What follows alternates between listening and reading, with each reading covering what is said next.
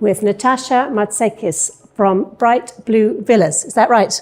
Absolutely. Okay, great. Thank you for having me. Well, welcome. Delighted you're here. So I know you've probably told this story 1,000 times, but I'd like to hear it. So you were in the banking sector, and then you decided to go into the villas sector. I want to know why. Like, tell me the journey. Yes, thank you so much. Yes, everybody asks that question. I was in banking and more specifically in institutional trading. So I was in a very fast-moving pace of the banking world for 20 years, starting my career in London, New York, and Switzerland. And then still a banker in Greece in the middle of the financial crisis in 2015. Okay. Where practically, the world in Greece was changing. So I felt the need to, follow a passion, which was in hospitality and architecture. When I was a student, I was really unsure to study architecture or finance. So at the end, I opted for finance, but I think my passion for architecture, surfaced much later. So I founded the company in 2014 with the idea to create a portfolio of the ultra exclusive villas in Greece and go totally the opposite direction of where the mass market and the mass channels would be. Mm-hmm. So that would be, the villas of the Greek shipping families, the Greek elite, who were starting to build those exceptional homes all around Greece. Bear in mind that the financial crisis in Greece created needs for excessive property taxes. Plus, the mentality of Airbnb changed, how the owners thought. Mm-hmm. So even the very rich owners were willing to rent their homes on a different way, of course, not on the mass platforms. Mm-hmm. So this is how the idea for me was created. And what was it like trying to break into that sector of the high net worth individual, or did you already have maybe some connections there? I thought from the very beginning that what the Greek market was missing, the Greek villa market was missing, was really a very institutional approach. Okay. So the same way, that I had learned to operate in banking, I thought that the owners were desperately looking for someone who would speak their language. Yeah. And not necessarily the financial language, but mostly, the language of trust, of accountability, of, seeing them as strategic partners in what, the company does. Mm-hmm. So that was, I think, the mantra and the DNA of the company from the very beginning. And obviously, as you said, all the people I knew from banking, worked as referrals or as contacts or as strategic owners for us. So really that, that knowledge of, people I had from banking helped me to go and see them as new partners in my new concept. Okay, so tell me, what did you get right at the time with your approach, with how you thought it was going to work out, and what did you get wrong, perhaps? Yeah, I think that I got right the need for this institutional approach. Yeah. And with hindsight, I should have been much more aggressive in building the portfolio. Okay. This need for this kind of language is very much still there in the Greek market, in the Greek villa rental market. It's a totally cannibalized market, as I will explain to you later. So the idea, to have a national player was becoming more and more clear to me. I think if I had this vision much earlier on, I would have been much more aggressive. Okay, so you'd have gone bigger, quicker. Yes, yeah, yes. Interesting. But right now we're at the stage where we have 325 villas in 20 destinations practically. 325? Yes. Very good. So that's part of our portfolio. We don't own them. We act as you manage. Yeah. Do you own any? We don't own any, but we do have calendar management contracts with many of these villas. Okay. That means that the owners trust us, their calendar, in order to manage it. Like exclusivity kind of thing. On the calendar. Yeah. We don't have an exclusivity in booking these villas, but we act as the market representation of these villas to the ecosystem of the villa bookings. Very good. So you've kind of told me what you've got right. You've kind of told me what you got wrong in terms of not going bigger quicker.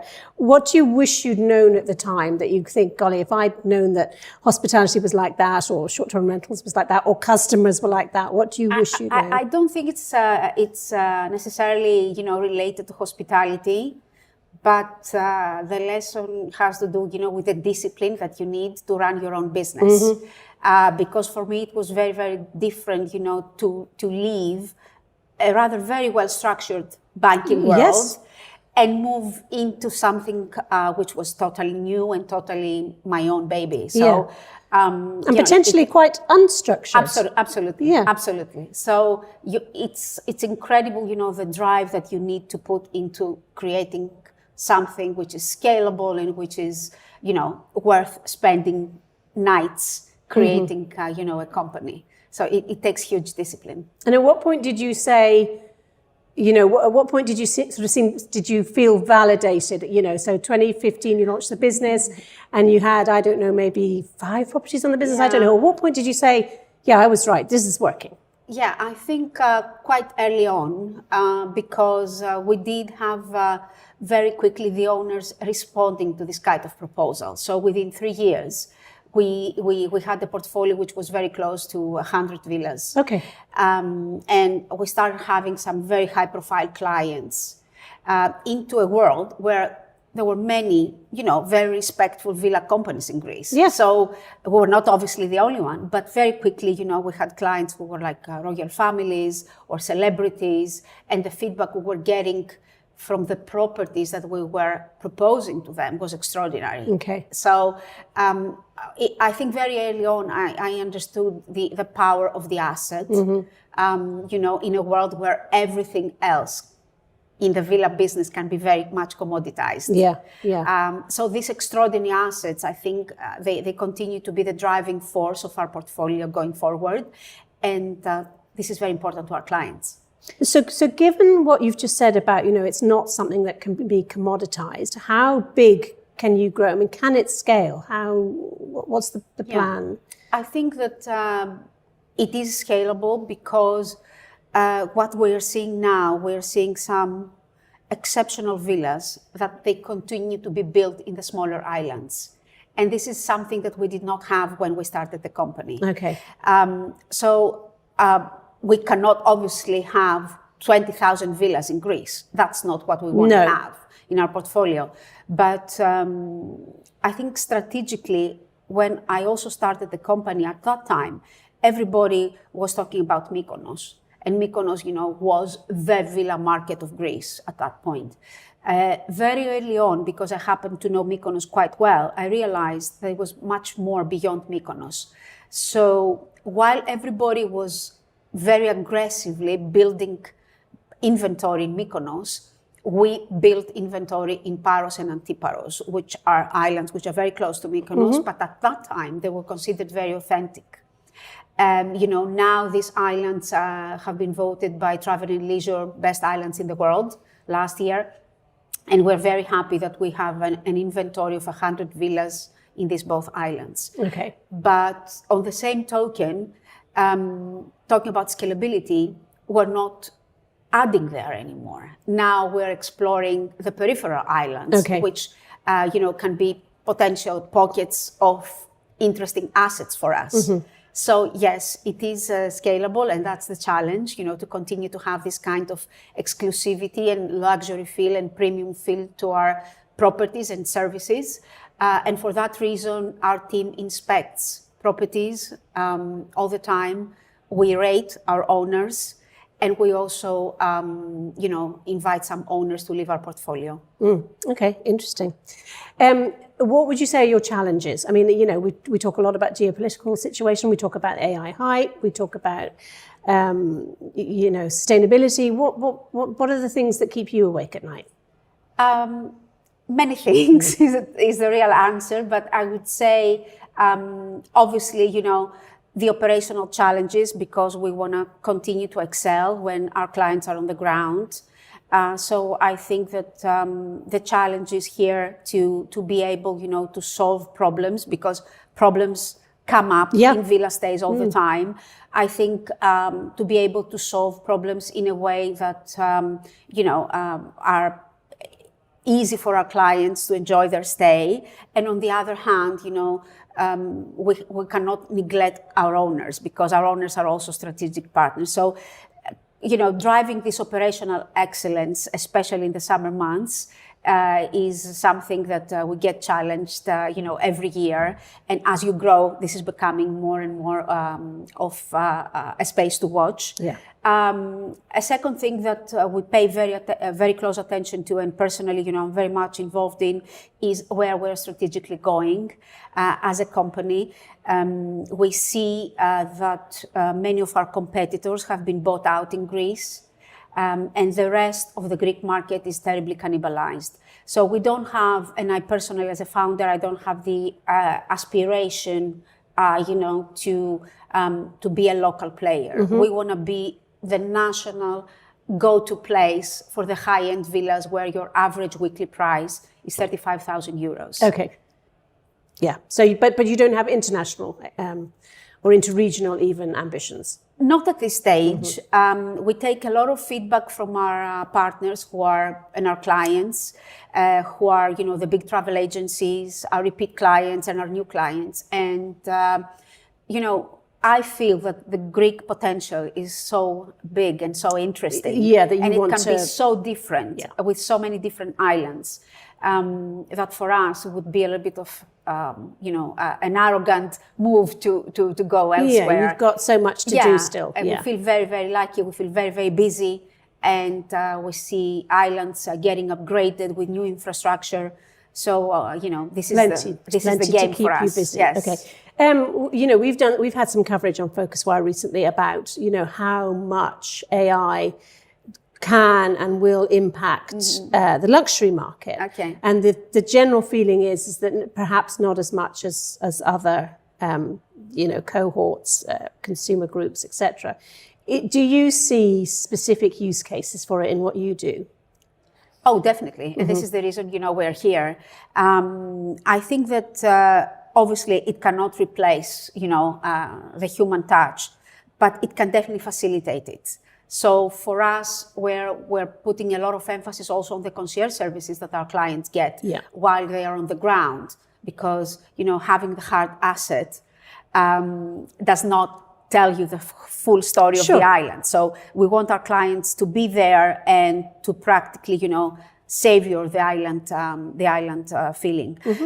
So for us, definitely, AI can help us in the pre-arrival and the pre-booking phase. In the pre-booking phase, by detecting, clients' aspirations or clients' favorite parts. For example, I would like to have a villa which is west-facing and has a biological vineyard. Okay. Yes, we do have those in our portfolio. Okay. So this is very easy, having the right AI capabilities to serve this kind of product. Okay, on the search side. Absolutely. So on the search side, I think, and I've been thinking about this all these days here, we're very lucky because our villas are so different and so rich in content that we can really aspire our clients in the pre-booking phase to a huge extent. Okay.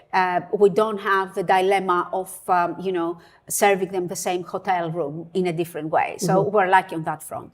So on the pre-booking phase, definitely. On the actual, stay, also by knowing our clients' needs and being able, to detect those needs in a more constructed way, we can offer more and more experiences while they are on the ground, and potentially, while our clients are living, based on what they did while they were at the villa, we can offer them alternative new destinations or villas.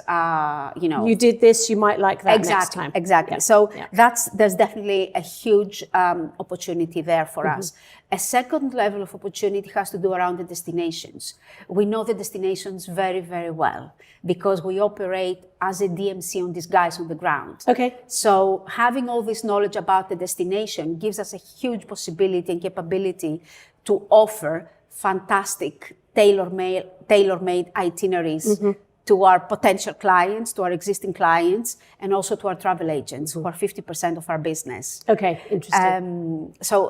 Gathering this whole information from a destination that is changing every year. The destinations do not remain the same. No, of course. We have new restaurant openings, we have new places to go to the beach and so on. So in a very efficient way, when you can disseminate this information, it adds value to our clients. So that's a real trend that you've touched on there. The idea of building out more of an ecosystem of guest services, concierge, obviously for high end, and what we tend to use industry terminology, ancillaries or add-ons, but that's what we're talking about, the experience. So do you think that the industry overall takes advantage of what, we're seeing Airbnb do it with their services and their experiences now. Do you think that the industry, and I mean the short-term rental industry, is taking enough advantage of the opportunity something like that offers? The experiences opportunity. Yeah, to build out the experience, to build out. In short, yes, but really important. In order to be able to take that opportunity, you have to educate the client. So yes, you can offer them services, but if the client is unable to decide, then, he can get bombarded with tons of services. Sure. So I think it's very important that you own the client relationships. And we do it, in a very consistent way. That's why we also have a 25% referral part of our revenue. So part of our revenue is 25% is referrals or repeaters. Yeah. So to these clients, we can go back and offer them more services. And also to the new clients, when, you own the client, you have a better say at what experiences to offer. And one more interesting thing, because we're very, very strong in the American market, most of our services are pre-booked. We don't expect the client to come to the villa to book the services. Okay. So the way we differentiate from our competition is that our concierge team works with us in the winter in our Athens office. So once a request, has been finalized, we immediately talk to the client on a very curated way, and based on the brief, we offer them the services. Because, what you like to do in Paros is very different from what I like to do, that I'm a kite surfer maniac, for example. So, yes, getting to know your client very well is a huge, I think, plus. And only then can you really capitalize on the buzzword of the services, I think. So how much do you, as a business, rely on a customer data platform or a CRM? Do you rely on that, or is it? We do, but we would like to do more of that, so we can profile our clients more efficiently. Yeah. And obviously, I think AI would be helping us. Ideal use case. Yes, in this kind of journey. So yes, I think that's ahead of us, and I'm really looking forward to it. It's one of the other things that keeps me awake. Okay. Natasha, thank you so much for joining us in the studio. Thank you so much. Thank you.